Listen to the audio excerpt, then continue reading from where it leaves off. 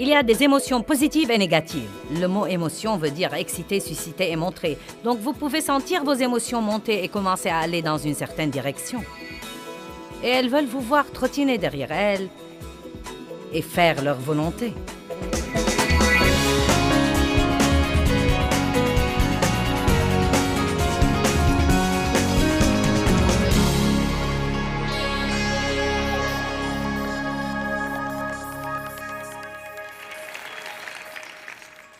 Je veux vous parler ce matin simplement, mais profondément de l'importance d'être stable. Stable, digne de confiance, fiable, sans des hauts et des bas dans vos humeurs et vos engagements, mais stable, sans laisser vos circonstances vous dicter ce que vous devez ressentir et faire, mais rester stable, bâtir votre vie sur le roc qui est la parole de Dieu, qui est le Christ lui-même. Je crois que nous voulons être stables avant tout pour honorer Dieu. Nous voulons que Dieu puisse compter sur nous. Mais je crois aussi qu'il y a d'autres choses liées à la stabilité que nous ne comprenons peut-être pas. Par exemple, je crois que beaucoup de gens ont beaucoup de capacités, de merveilleux dons et talents et facultés. Ils ont des rêves et des visions. Ils se voient faire des choses, ils croient qu'ils sont appelés à faire des choses. Et pourtant, Dieu ne peut pas les leur confier. Maintenant, écoutez-moi, Dieu ne peut pas donner ses capacités, car ces personnes n'ont pas de stabilité.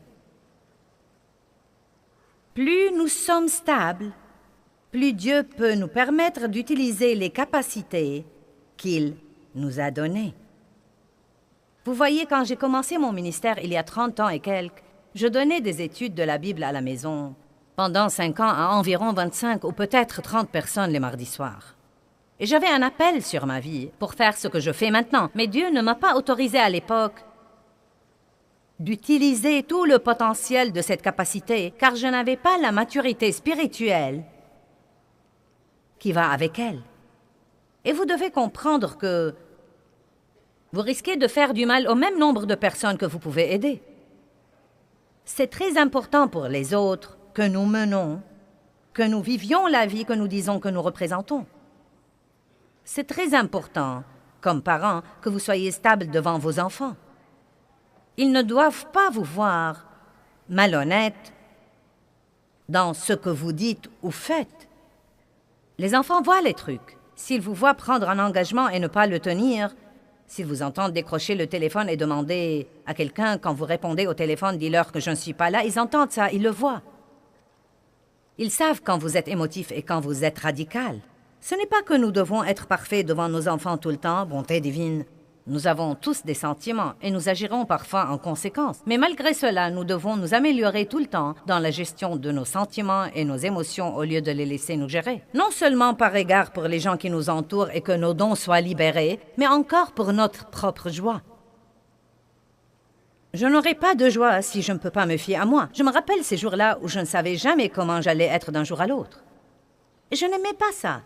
Parce que mes circonstances à l'époque me dictaient tout. Et c'était une malheureuse façon de vivre. Et c'est tellement malheureux pour les gens qui essayent de vivre avec vous et qui sont liés à vous. Mon père était un homme lunatique, d'humeur très instable, et on ne savait jamais ce qu'il allait faire d'une minute à l'autre. Et tout ce que je me rappelle en grandissant était la peur. Ma mère vivait dans la peur. Et je suis si contente d'avoir épousé un homme vraiment stable. Entre toutes les choses que Dave a apportées dans ma vie, il m'a appris la valeur de la stabilité. Non, mais croyez-moi, cet homme est vraiment comme un roc. Je me souviens que j'étais une femme très lunatique à cette époque-là, au tout début de notre mariage. Et Dave me disait, après m'être un peu améliorée, il me disait, je me souviens quand je rentrais au travail le soir, c'est triste, il me disait, je me souviens que je roulais sur l'autoroute et je me disais, comment elle va être ce soir quand j'arriverai? Vous savez, ce n'est pas très amusant de vivre avec quelqu'un comme ça. Vous devez tout d'abord arrêter de trouver des excuses. Je n'y peux rien, je suis une personne émotionnelle. Eh bien, si tu supportais ce que je supporte, tu piquerais aussi des colères. Eh bien, je n'y peux rien, je ne peux vraiment pas me contrôler. Dieu ne nous demande jamais de faire quelque chose que nous ne pouvons pas faire. Mais nous ne ferons rien si on ne voit pas vraiment son importance. Est-ce que quelqu'un se rend vraiment compte de l'importance de devenir des individus vraiment stables? Vous comprenez? Amen. Tant de gens disent qu'ils veulent être promus, mais vous savez, à chaque nouveau niveau, vous allez faire face à un nouveau diable. Et si vous ne savez pas rester stable, quand vous êtes éprouvé et testé, même si Dieu vous promouvait, il vous rétrograderait la semaine d'après, car vous prouvez très vite que vous n'avez pas ce qu'il faut pour être où vous êtes. Dieu exige que ceux qui le servent fassent attention. Fassent attention à ce qu'ils font, fassent attention à ce qu'ils disent, qu'ils soient stables, sûrs, fiables, difficilement secoués et qu'ils contrôlent leurs émotions. Maintenant, nous sommes en guerre, pour ainsi dire. La Bible dit que les armes de notre guerre ne sont pas charnelles. Nous savons donc que nous sommes en guerre. C'est une guerre spirituelle. Nous avons un ennemi. Il s'appelle Satan.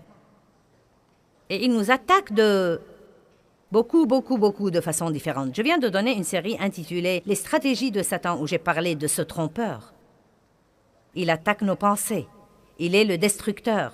Il amène des circonstances dans notre vie dans l'espoir de détruire notre foi. C'est un dirigeant et un contrôleur. Il veut nous rendre passifs dans la prise de nos décisions et il nous manipule et nous empêche d'utiliser notre volonté pour prendre nos décisions d'après la parole de Dieu. Et il est l'accusateur des frères.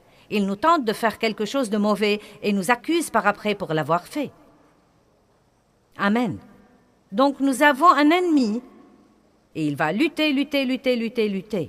Mais nous luttons dans la victoire. Nous n'essayons pas de remporter la victoire. En réalité, nous avons déjà la victoire. Le plus grand vit en nous. Nous sommes plus que conquérants. Nous avons été délivrés du royaume des ténèbres et transférés au royaume de lumière. Nous n'essayons pas d'avoir ces choses. Nous les avons déjà.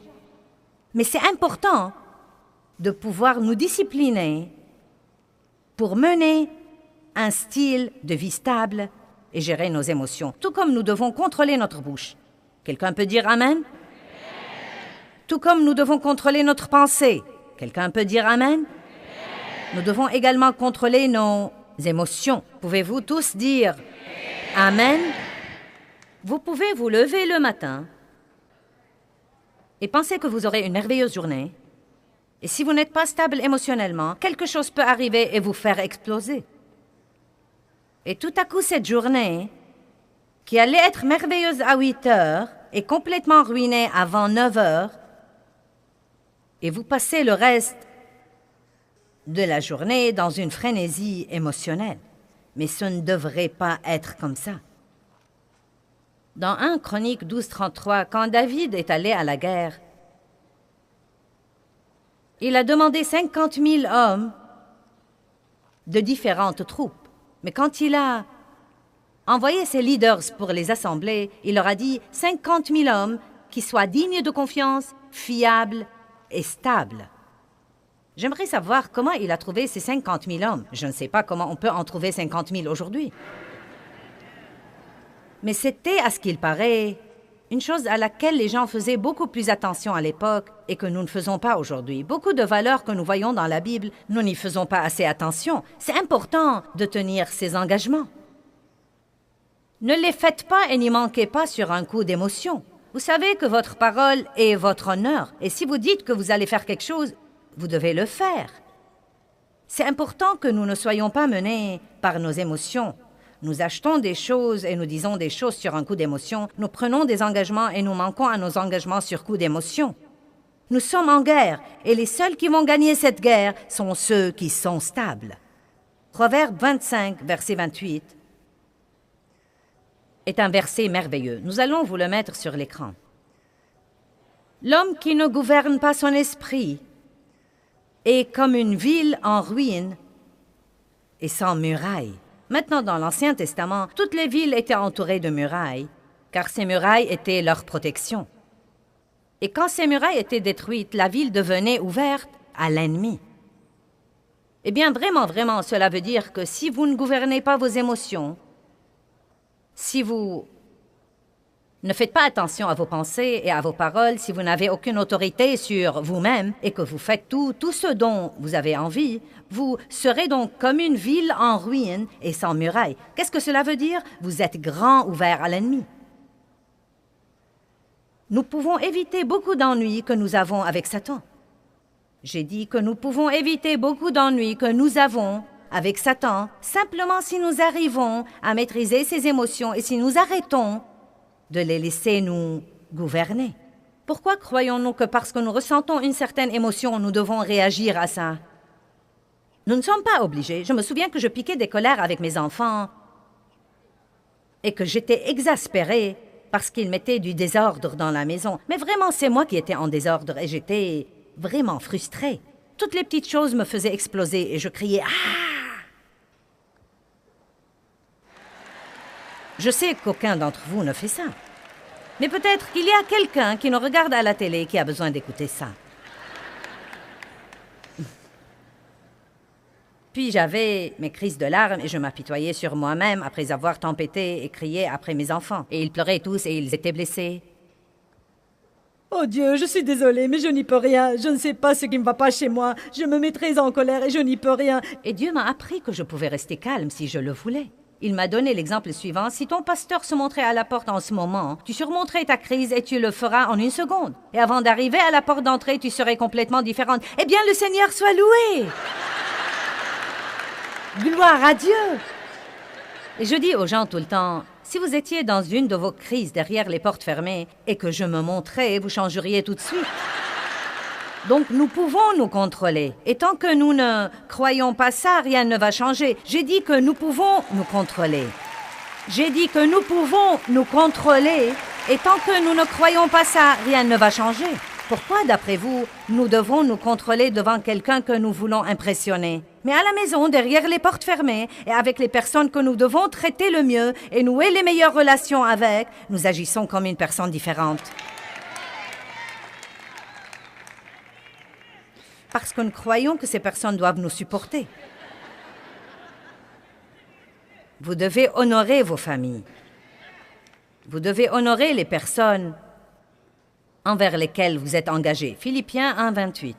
Ne vous laissez aucunement, pas un seul instant, effrayer ou intimider en quoi que ce soit par vos ennemis ou adversaires, car une telle constance, cela veut dire stabilité et intrépidité, sera un signe clair et une preuve pour eux, vos ennemis, de leur imminente perdition, mais un signe sûr et une preuve de votre délivrance et salut, et cela de la part de Dieu.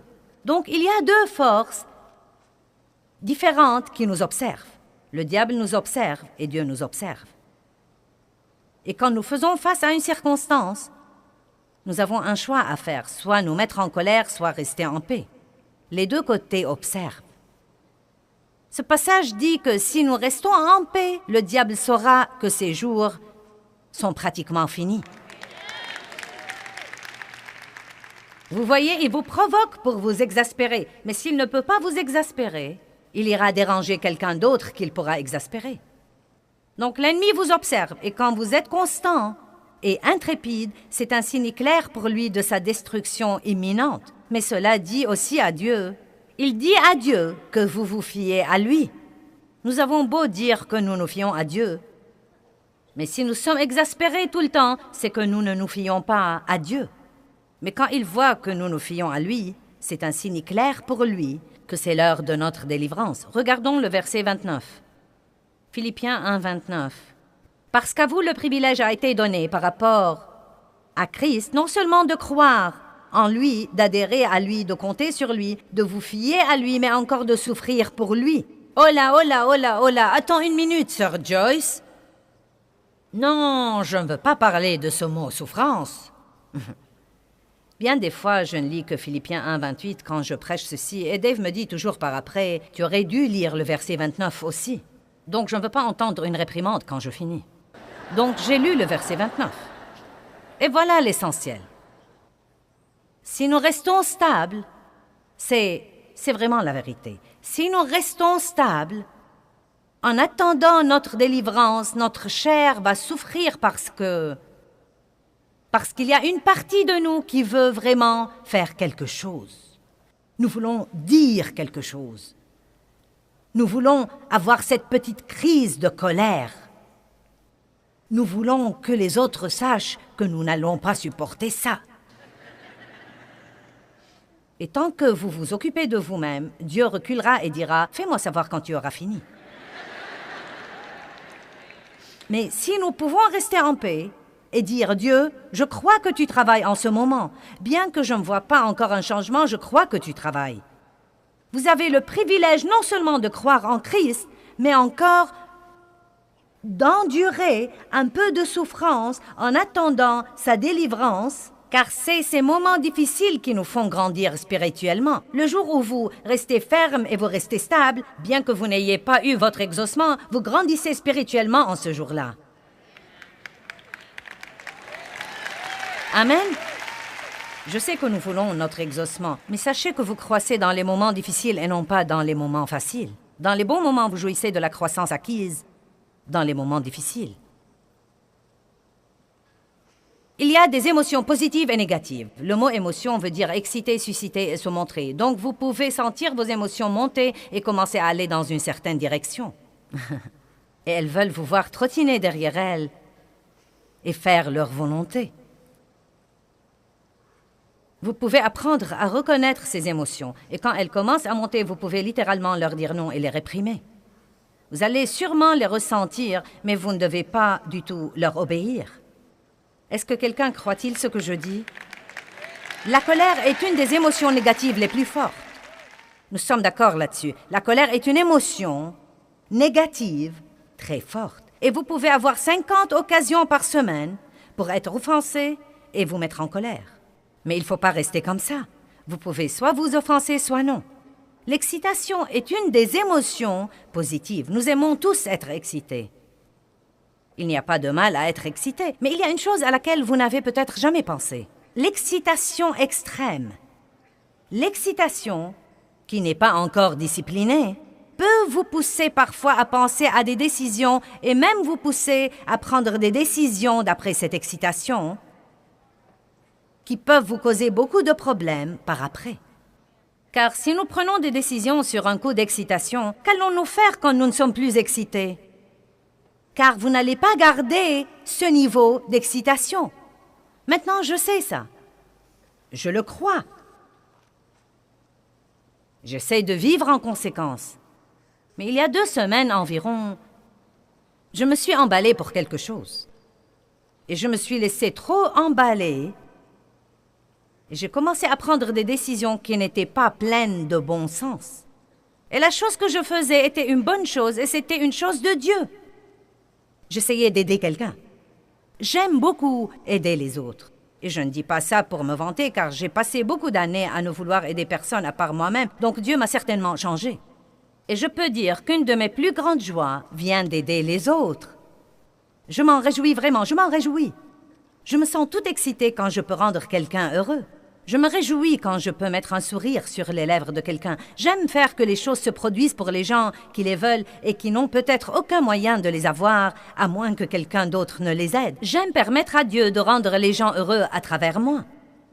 Et je sais que beaucoup d'entre vous aiment ça aussi. C'est une chose merveilleuse. Donc, j'aime aider les gens et cette personne que j'essayais d'aider était quelqu'un que j'aime vraiment de toute façon. C'est un de mes 4 enfants et donc j'ai vraiment exagéré. Et donc, j'étais toute excitée au sujet de l'aider. Non, mais je passais tout mon temps à élaborer cette chose et à faire tout mon possible pour qu'elle se produise d'une façon ou d'une autre. En un mot, l'essentiel, c'est que je ne prenais pas le repos qu'il me fallait. Je fonctionnais à un niveau émotionnel tellement haut pendant tant de jours que j'ai senti que j'appuyais à fond sur l'accélérateur. Et quand je m'allongeais la nuit pour dormir, je ne pouvais pas dormir. J'ai donc passé plusieurs nuits de 5 ou 6 heures de sommeil et ça ne marche vraiment pas pour moi. Non, mais j'ai appris il y a 4 ou 5 ans environ, quand j'ai commencé à vieillir de quelques années, je ne suis pas vieille dans mon cœur, mais je prends tout simplement de l'âge. Je ne suis pas vieille, mais j'ajoute des années à ma vie. Et je me suis rendu compte que je devais faire les choses différemment si je voulais vraiment faire ce que je fais. Car quand je travaille très dur. Dieu me donne la grâce de faire ça. Je crois personnellement que Dieu nous couvre quand nous travaillons pour faire sa volonté. Mais je ne crois pas qu'il nous couvre quand nous faisons quelque chose d'insensé. Donc je le sais de Dieu. Dieu m'a donné un plan pour ma vie et ma santé. Je sais que je dois faire de l'exercice et je dois manger comme il faut. Je sais que je dois boire beaucoup d'eau. Je sais que j'ai besoin de beaucoup de repos. Et je sais que je dois rester équilibré en travaillant et aussi en m'amusant. Et je sais que chaque fois que je ne fais pas ça, j'ouvre une porte au diable. La Bible dit dans 1 Pierre 5, « Soyez bien équilibrés, car votre adversaire le diable rôde comme un lion rugissant, avec une faim féroce, cherchant qui il saisira et dévorera. » Donc quand nous perdons cet équilibre, nous ouvrons une porte à l'ennemi. Le point essentiel, c'est que même si vous faites une bonne chose, si vous la faites sur un coup d'émotion, vous pouvez toujours vous attirer des ennuis. Est-ce que quelqu'un comprend ce que je dis? Donc, ce n'est pas seulement les mauvaises émotions qui peuvent nous attirer des ennuis, mais aussi les bonnes émotions non contrôlées peuvent nous attirer des ennuis. Eh bien, Pierre était un homme facilement secoué. Et pourtant, Dieu a fini par utiliser Pierre d'une façon puissante. Donc, la bonne nouvelle, c'est que, alléluia, nous pouvons changer. N'est-ce pas une bonne nouvelle? Donc, même si vous avez tendance à avoir beaucoup d'émotions, si vous avez tendance à avoir beaucoup de hauts et de bas, si vous avez beaucoup de mauvaises habitudes sur ce plan, si vous avez laissé vos émotions vous gouverner et vous contrôler, aujourd'hui est le jour de prise de décision. Aujourd'hui est le jour où vous pouvez décider. Je me fiche pas mal du temps que ça prendra. Je vais être une personne vraiment stable, digne de confiance, fiable, engagée. Je ne vais pas laisser mes émotions et mes sentiments me gérer. Je vais moi-même les gérer. Regardons Matthieu 16, à partir du verset 13. Jésus étant arrivé dans le territoire de Césarée de Philippe, demanda à ses disciples, « Qui dit-on que je suis moi, le Fils de l'homme » Ils répondirent, « Eh bien, les uns disent que tu es Jean-Baptiste, les autres Élie, les autres Jérémie, ou l'un des prophètes. » Et vous, leur dit-il, qui dites-vous que je suis? Et Pierre répondit, tu es le Christ, le Fils du Dieu vivant. Jésus, reprenant la parole, lui dit, tu es béni, heureux et envié, Simon, fils de Jonas, car ce ne sont pas la chair et le sang, les hommes, qui t'ont révélé cela, mais c'est mon Père qui est dans les cieux. En ce moment, Pierre parlait d'une révélation de cœur que Dieu lui avait donné. Tu es le Christ, le Fils du Dieu vivant. Je crois que tu es qui tu dis que tu es. Maintenant, mettons le verset suivant là-haut. Et moi, je te dis que tu es Pierre. En grec, Pétros veut dire un grand roc, et que sur cette pierre, en grec, Petra, un roc énorme comme Gibraltar, je bâtirai mon église et que les portes de l'enfer ne prévaudront point contre elle. Or, Jésus est le roc. Et comme croyant en lui, nous devenons des pièces de ce roc. Et je crois qu'il y a un tel message ici parce qu'il dit, Pierre, cette chose qui t'a été révélée sur mon identité, si tu la maintiens, tu te fieras à moi.